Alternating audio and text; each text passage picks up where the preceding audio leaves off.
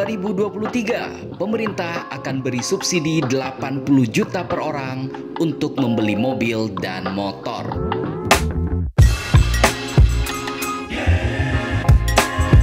Kendaraan memang telah menjadi salah satu kebutuhan pokok kita semua.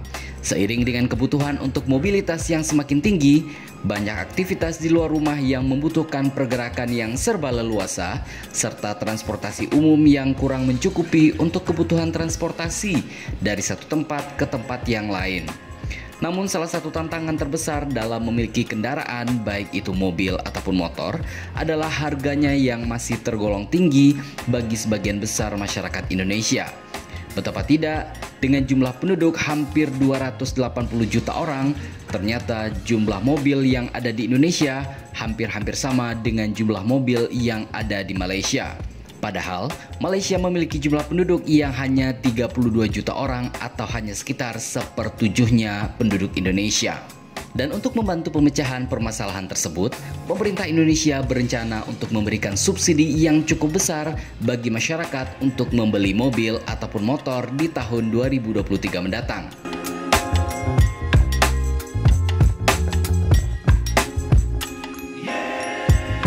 Pemerintah Presiden Joko Widodo atau Jokowi berencana akan memberikan subsidi bagi setiap pembelian mobil ataupun motor di dalam negeri.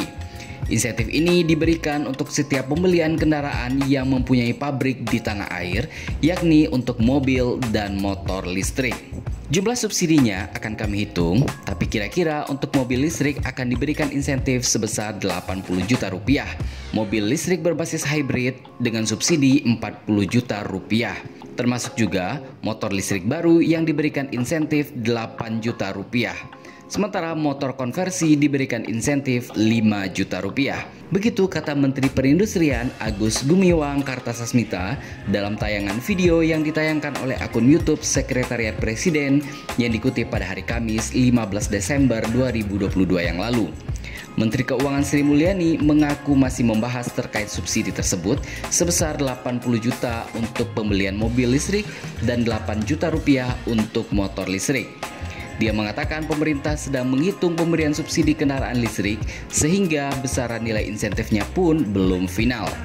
Perhitungan yang dimaksud oleh Sri Mulyani tersebut terkait dengan kriteria kendaraan listrik yang akan menerima subsidi.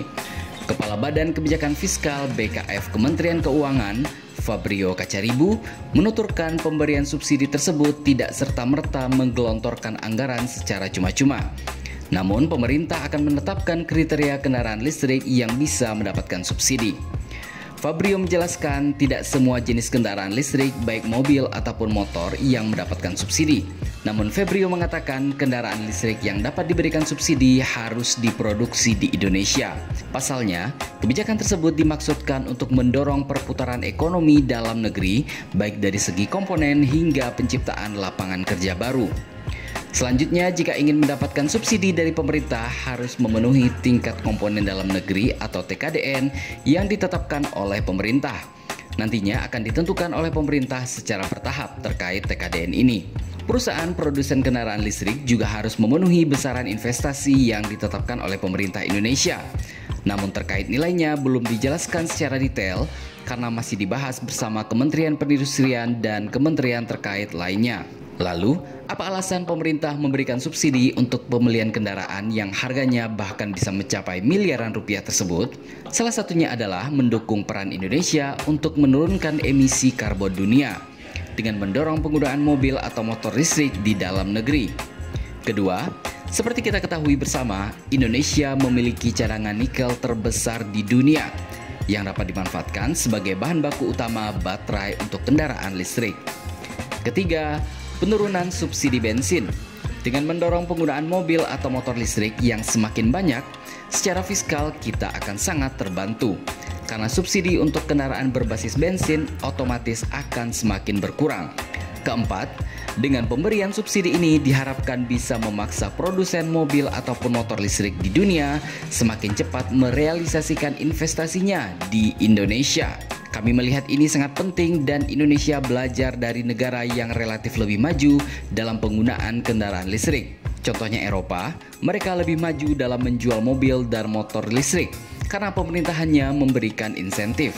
Tiongkok pun juga memberikan insentif dan kebetulan kompetitor kita, Thailand, juga memberikan insentif bagi perusahaan-perusahaan mobil dan motor listrik di negara tersebut. Begitu pungkas Agus. Seperti diketahui, saat ini Indonesia baru memiliki 2 pabrikan mobil listrik, yaitu milik pabrikan Korea Selatan Hyundai dan pabrikan Cina Wuling.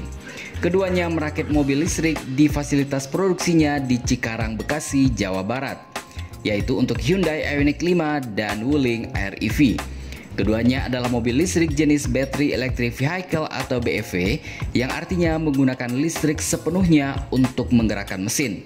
Namun deretan mobil listrik yang beredar di Indonesia tidak hanya dari 2 pabrikan itu saja. Deretan mobil listrik yang ada di Indonesia mulai dari merek seri Ioniq dari Hyundai, Wuling, Runo, Toyota, Lexus, Nissan, Mini Cooper, dan juga Tesla tentunya. Selain itu ada juga deretan mobil listrik berbasis hybrid yang sudah tersebar di Indonesia. Terbaru adalah buatan Suzuki, yaitu All New R3 Hybrid dengan bandrol harga sekitar 270-an juta. Motor listrik pun juga tidak ketinggalan. Banyak bermunculan motor listrik baru di Indonesia yang dibanderol belasan juta rupiah, bahkan ada yang di bawah 10 juta.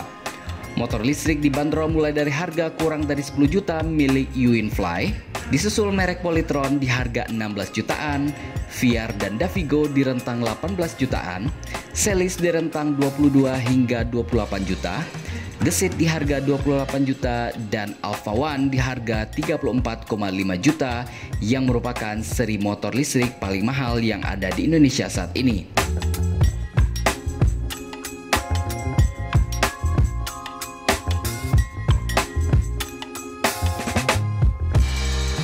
Dengan adanya subsidi yang super besar ini diharapkan bisa menggeliatkan industri otomotif listrik di Indonesia, menyerap tenaga kerja yang banyak, mengurangi emisi, menekan angka subsidi BBM sambil meningkatkan pendapatan negara dari penjualan kendaraan listrik, baik untuk konsumsi lokal ataupun untuk pasar ekspor. Sungguh ide yang sangat luar biasa. Jadi, bagaimana menurut pendapat Anda?